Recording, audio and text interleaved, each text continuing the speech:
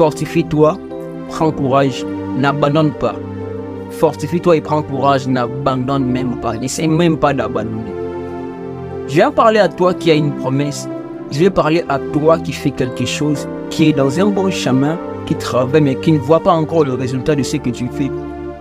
Je vais parler à toi dont on a prophétisé. Ne te décourage pas, ne te décourage même pas. Ne cède même pas et n'abandonne même pas. Dans Josué le chapitre 1, le verset 6, il est écrit: Fortifie-toi et prends courage, car c'est toi qui mettras ces peuples en possession du pays que j'ai juré à leur père de leur donner. Là, on voit une promesse. Il y a une promesse, Dieu a donné une promesse, mais il demande à celui à qui il y a une promesse de se fortifier. On a prophétisé pour toi, on a déclaré des choses, mais tu ne vis pas encore l'accomplissement des choses qu'on t'a dit, et tu ne vois pas encore le résultat de ton travail. Ne te décourage pas, n'abandonne pas. Le plus important, ce n'est pas d'abord la promesse, mais celui qui promet.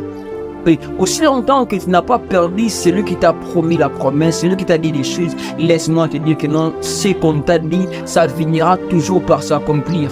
Parce que la promesse n'est pas encore accomplie, mais j'ai en moi celui qui a promis. Je vis avec celui qui a promis. La promesse n'est pas encore accomplie, la promesse n'est pas encore matérialisée, mais j'ai avec moi celui qui m'a promis. Et celui qui m'a promis n'est pas un homme, c'est un Dieu. Et avec chaque personne dont il a marché, avec chaque personne de l'Ancien Testament au Nouveau Testament, et jusqu'à ce temps-ci, il a toujours fini par accomplir ce qu'il leur avait dit.